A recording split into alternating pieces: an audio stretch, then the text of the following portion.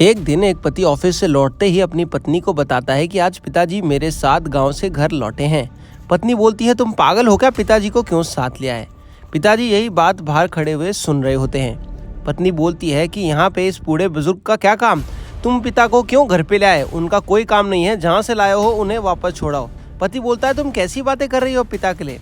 पिता ये सारी बातें दरवाजे के बाहर खड़े सुन रहे होते हैं। पत्नी बोलती है, मैं उनको इस बुढ़ापे में नहीं रख सकती, अभी तो मेरे घूमने फिरने के दिन हैं, ना कि बुजुर्गों का ख्याल संभालने के। पति बोलता है, तुम कैसी बातें कर रही हो, पिताजी यहीं पास में बाहर खड़े हैं, अगर वो सारी बात सुन लेंगे तो उन्हें कैसा एहसास होगा। तुम एक काम करो, उनके लिए फटाफट से खाना पीना बनाओ, इतने में हम उनको नाश्ता पानी कराते हैं। वो कहती है, नहीं नहीं, मैं उनके लिए कोई खाना वाना नहीं बनाने वाली, तुम्हें जो भी करना है खुद से करो, मैं उनके लिए कुछ काम नहीं करूंगी। पति बेचारा हाथ जोड़ के उसे बोलता है, ऐसी बातें मत कर, पिता इतने दिनों बाद हमारे घर आए हैं, अगर हम उन्हें रोटी नहीं खिलाएंगे तो कौन खिलाएगा। तो बोली, नहीं नहीं, मेरे बस की बात नहीं है, मैं नहीं कर सकती। पिता ये सारी बात बाहर खड़े सुन रहे होते हैं और बेहद ही ज्यादा निराश हो रहे होते हैं। पति बेचारा मनाता मनाता थक जाता है, लेकिन पत्नी उसकी एक भी बात नहीं मानती। पिता को लगता है कि अब ये तो मेरी बहुत ही ज़्यादा बेइज्जती हुई और मुझे अब यहाँ से निकल जाना चाहिए। वो बेचारा भगवान का नाम लेके, भगवान को याद करके वहाँ से चलने लगता है और सोचता है, इस घर में मेरी बिल्कुल भी इज्जत नहीं है, मैं यहाँ रह के क्या करूँगा। इतने में उसका पति अपनी बीवी को बता देता है कि कोई अपने पिता के लिए ऐसा कैसे सोच सकती है। लड़की बोलती है, क्या मेरे पिता आए हैं। वो बोलता है, हाँ। तो लड़की कहती है, भागो भागो जल्दी, उन्हें रोको, प्लीज उन्हें रोको। लड़का उन्हें रोकने जाता है, लेकिन इतनी देर में पिता भी सोचते हैं कि जिस बेटी को उन्होंने पैदा कराया, एटलीस्ट उसने जाके सुना तो दें, उन्हें बता तो दे कि वो उसके लिए क्या भावना रखती है, ऐसा कैसे बोल सकती है। तो वो भी अंदर आ जाते हैं और बेटे के साथ अंदर आके अपनी बेटी से बोलते हैं, बेटा तुम मेरे लिए ऐसी भावना रखती हो, मैंने कभी सोचा नहीं था। बेटी कान पकड़ के माफ़ी मांगती है। पिता बोलता है, बेटा पिता मैं हूँ या फिर तुम्हारा ससुर, लेकिन तुम्हारी ये सोच बहुत ही बुरी लगी। मुझे लगा तुम्हारे दिल में अब पिता के लिए या फिर पिता समान किसी आदमी के लिए प्यार खत्म हो चुका है।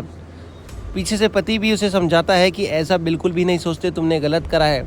ये बात सुन के बेचारी पत्नी ज़ोर ज़ोर से रोने लगती है, माफ़ी मांगती है, कान पकड़ती है, लेकिन पिता उसकी एक भी बात नहीं सुनता और बोलता है, बेटा मैंने तुझे इस दिन के लिए शादी नहीं करी थी, मैं तो ये चाहता था कि तू उस घर में जाके उस घर की भी बेटी बने, लेकिन अब मैं यहाँ नहीं रह पाऊँगा, यहाँ पे बिल्कुल भी इज्जत नहीं है।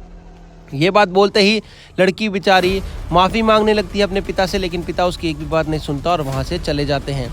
पिता जाते जाते ये और बोलते जाते हैं कि मैं यहाँ अब कभी भी नहीं आऊँगा।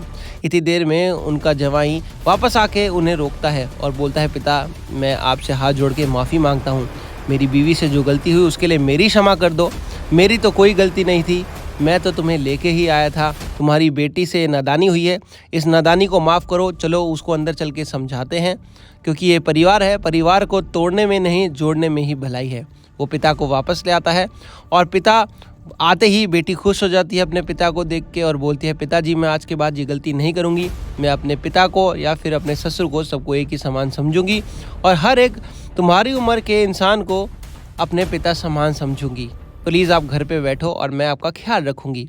और मैं आज ही अपने ससुर जी को भी फ़ोन करके घर पे ही बुला लेती हूँ।